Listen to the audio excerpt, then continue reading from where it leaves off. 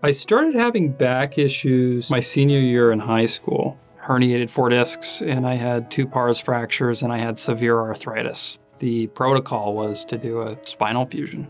So it wasn't a reduction in pain, maybe a shifting of pain, weakness, numbness. I would have shooting pains down my legs, had a headache, hard to walk long distances. But I started having weird episodes since the fusion, where I sat down and went totally blind in my right eye. I have asked many doctors to remove the hardware. Nobody's doing hardware removal. So I had found Dr. Bonati just Googling. We talk and he said, I think that these things are related. So after the first surgery, I stand up and I was totally fine. That relief, so nice. We've got the hardware up. Ben lived a very active life of outdoor activities and sports until he began to experience back pain and weakness. I work with content creators, make websites, mobile apps. I would go hiking a lot. We would go four-wheeling, playing basketball every day. And I was planning on playing college. I started having back issues my senior year in high school. And then it just got worse really fast. Terrible shooting pains in the middle of the night, just down both legs. Hard to walk long distances or at all, sit or stand. When I finally got it looked at, they said I had herniated 4 discs and I had 2 parse fractures and I had severe arthritis throughout my back. The protocol was to do a spinal fusion. So they fused my lumbar spine. I would say it was a full year before I was back to doing some basic activities, but the pain never went away. I think it was maybe a shifting of pain. And so really for the last 10 years, I don't remember a time where I've not been in a lot of back pain. The complications after back surgery continued to increase, and Ben's problems became very serious. So I've seen lots of chiropractors, lots of physical therapists over the years. And it was very similar to me just doing yoga on my own or cold plunging or ice bathing where it was very temporary. But I started having weird episodes since the fusion. One of the first episodes was I lost my ability to move my arms or my legs. Then another time it happened to me was I just sat down in the car, but I went completely blind in both eyes. And I was blind for 24 hours. And then I had another episode where I sat down and went totally blind in my right eye. And it's been blind for a year. Ben continued to look for answers from doctors, but no one could seem to find the source of his problems.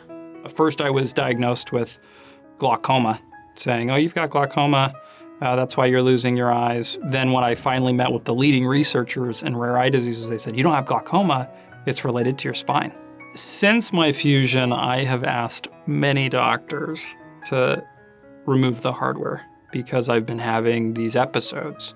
And all of the doctors, until I came to the Bonati Institute, got very offended.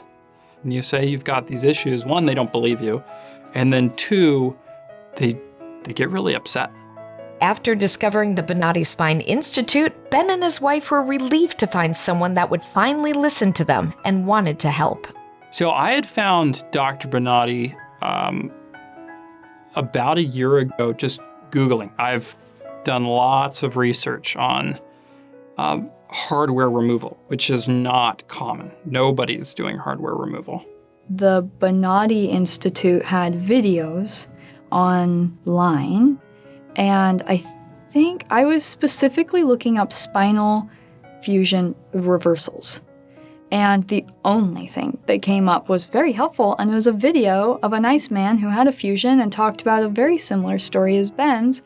And I went, these people I think can do this. And so I got on their website and I put my number in and a little message. My husband is having issues with his spinal fusion. And the next morning, I get a call, and it is Dr. Bonati on the phone. And that's the spine surgeon actually talking to us. So he asked me about what are my symptoms, what am I experiencing? And he was able to articulate, well, here's the cause and effect of all these things and what I would recommend. Here's how we would remove it, which I'd never heard a doctor talk about removing the hardware. We get here, we come to our Thursday appointment, and they want all their ducks in a row. And we started running tests.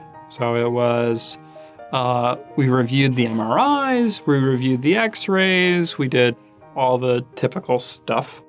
After Dr. Bonati did a thorough assessment, he was confident that removing the hardware in Ben's spine could be done successfully to get him out of pain.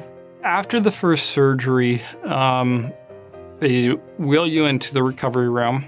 They're like, okay, we need you to sit up and eat some food. And I'm like, okay, you know what you're doing. And I sit up and I'm like expecting as I sit up to be in like a ton of pain after having surgery. And I wasn't. They're like, okay, now you ready to walk around? And it's like, is that safe? Like, am I okay to walk around? He's like jogging after surgery, and I'm like, he can't jog. Like, he doesn't jog. You don't do that. He'll get a headache and have to be in bed for 2 days. That didn't happen. And then he's standing in the kitchen later, and he's just smiling. I'm standing in the kitchen, and I notice the bottom right, there is no screw, and it just feels so good. That relief was so nice.